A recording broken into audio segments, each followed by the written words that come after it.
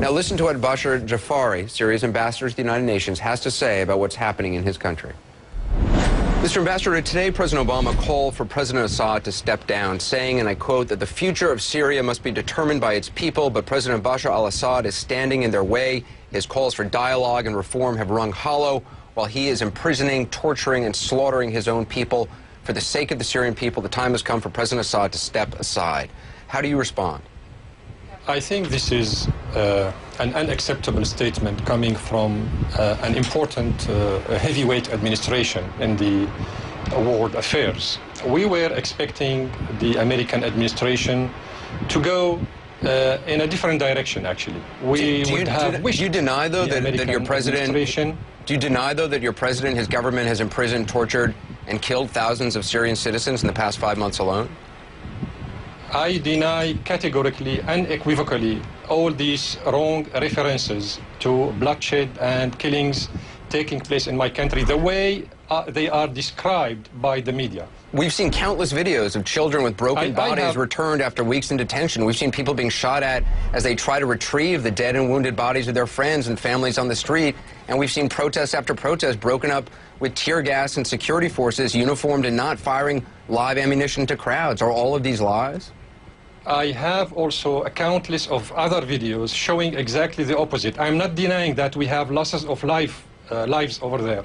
I'm saying that we should be objective in our approach while analyzing what's going on in Syria. What's going on in Syria is that we do have an opposition, legitimate national opposition, and we are listening to their claims, but at the same time we do have armed terrorist groups that are resisting the Syrian forces. Who are these armed terrorist groups? Crimes against civilians. Who are these armed terrorist groups, and why is it, after so many years in power, they've all of a sudden sprung up out of the blue? I mean, all of this began in Dara when some children were arrested and being held, and peaceful protesters came out after mosque one day calling for, asking for the children to be released, and they were fired upon. Some of them were shot dead. They weren't even calling for the government to be overthrown. They were calling for the kids to be released and then basic reforms. And now, because of the repression, because of the response by your government, it has escalated. The government is not running against the civilians. These civilians are our own people. We are there to protect them. But the government is killing them. The government is running against the terrorist armed groups. What terrorist armed groups? Who are they? Who are they? Name them. Armed groups. Who are they?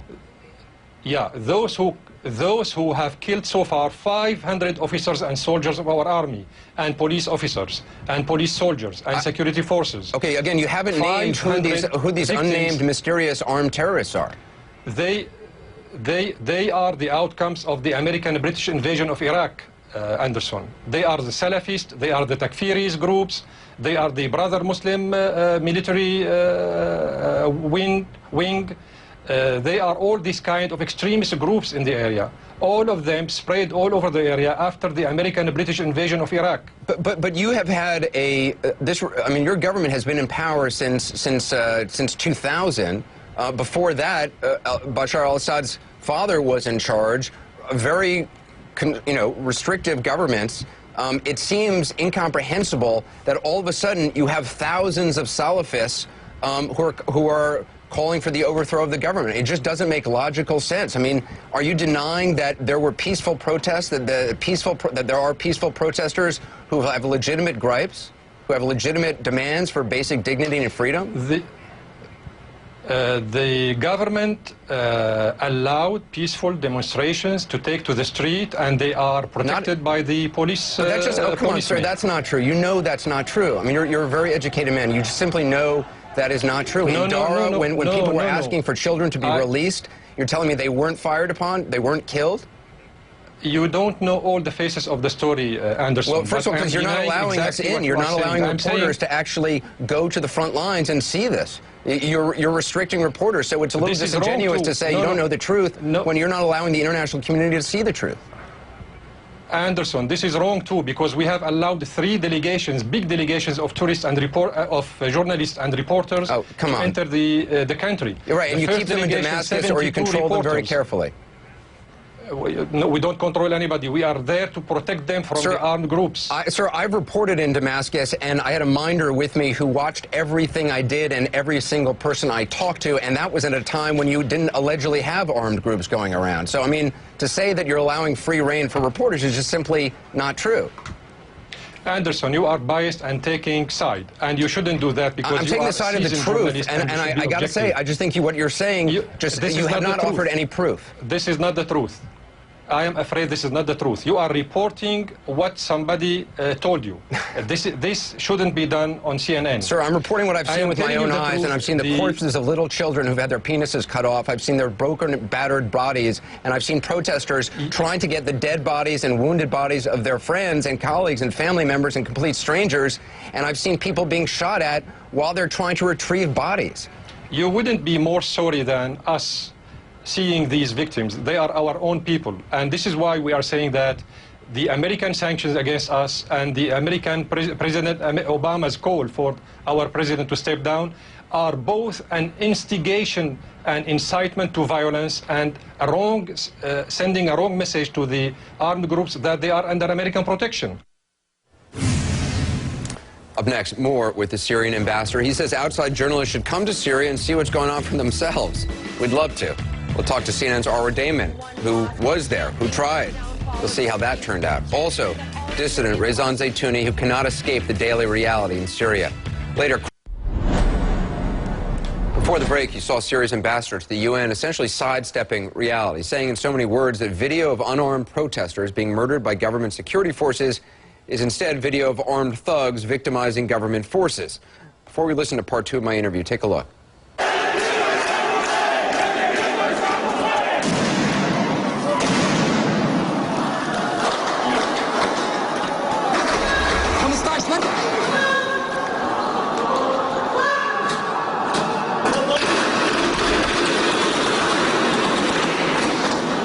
Looks like protesters being tear-gassed and then fired upon on the streets of Homs this week. The ambassador says that's not the case. He says outsiders simply can't understand what's going on. But keep it in mind, is this so hard to grasp or so easy to confuse with something else? Does it seem even remotely possible that in a total dictatorship, the tens of thousands of gun-toting thugs would suddenly emerge and suddenly be doing this? Remember, we've gotten images like this day after day, week after week, month after month, for 5 months running now. Is it possible, as the ambassador suggests, that none of them are what they seem? Do all of the human rights groups have it wrong? All of the countries now imposing sanctions, the UN, all of the brave people inside Syria daring to stand on the streets with dignity and call out for basic freedoms, all of those who've spoken out on this program, are they all making it up? If so, it would be one of the biggest conspiracies, the biggest lies the world has ever seen, which would make Bashar al-Assad history's greatest victim.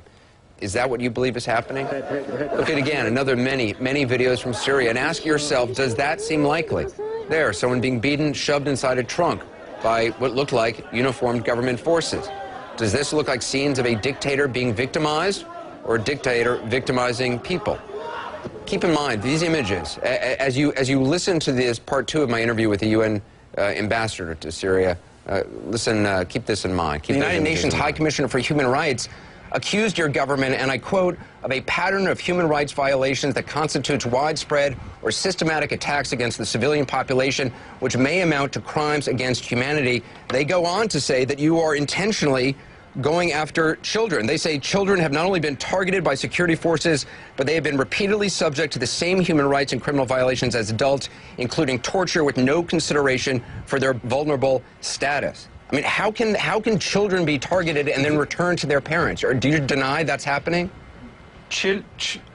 Absolutely. Children are not targeted by the police, neither by the army. But let me comment on what you have just said. The report of the High Commissioner is unfounded and biased. She didn't reflect any of my government's points of view in her report. She didn't even go to Syria. She just relied on reports coming from Syrian refugees in South Sir, Turkey. back in April, you yourself said that no international commission needed to come to Syria or was allowed to come to Syria because your government was perfectly capable of being transparent and doing your own investigations. But that certainly does not seem to be true.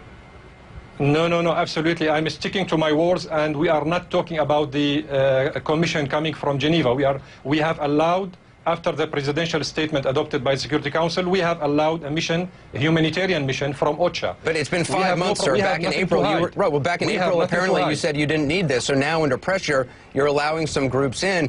Your president has been promising reforms from before he took power back in 2000. Before the Ba'ath Party Congress in 2005, he was promising reforms. And other than a few banking reforms, there's been nothing. And now, yet again, he's promising reforms months from now. Why should anyone believe your president? Because all these reforms the President Assad talked about are now being fulfilled on the ground. But he's been in power since 2000. The media are ignoring this. They are launching and waging a humanitarian war against us. So you're saying the international media is on the side of Salafists, of Al-Qaeda, of people who would kill members of the West? You're saying the U.S. is on the side of Al-Qaeda-related groups, that Britain is as well, that France is as well, that Kuwait, Saudi Arabia, Turkey, all of them are somehow now in an international conspiracy with unnamed terrorist groups and gangs against your regime? Does that just sound logical to you? You are putting in my mouth, Anderson, you are putting in my mouth something I didn't say. I didn't refer to Al-Qaeda. Of course, Al-Qaeda is Salafist groups which are in league with Al-Qaeda. I mean, no, you don't know all the details with these very important terminologies. You have to be more acquainted with these words. I know you are an outsider from the area. You recently accused the West of hypocrisy for describing rioters in England as gangs. I want to play some of what you said. What happened in London, Birmingham, Bristol,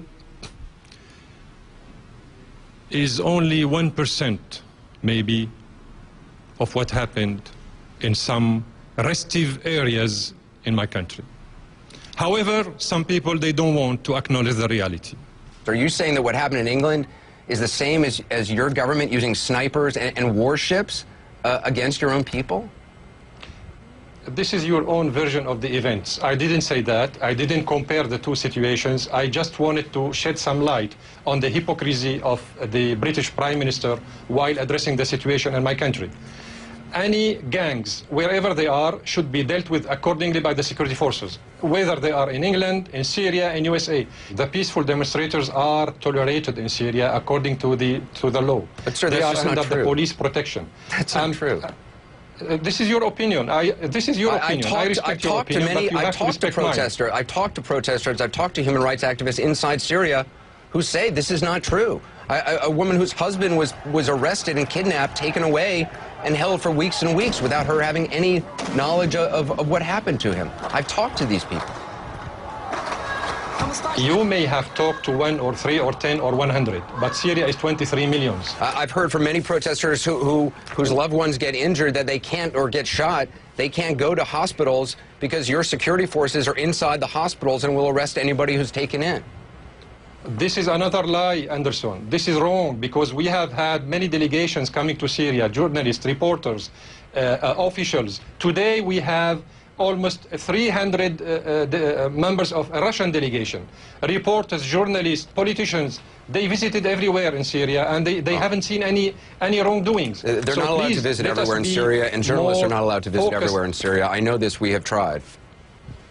This is wrong, Anderson. This is wrong. I'm sorry. This is wrong, because 72 reporters were in Syria just a couple of days ago. Yesterday, 60 other reporters came. And you're telling me they have absolute free access. They can go wherever they want, can talk to whomever they want. They could go to Dara. They can go to Homs. They can talk to protesters in the street. Really?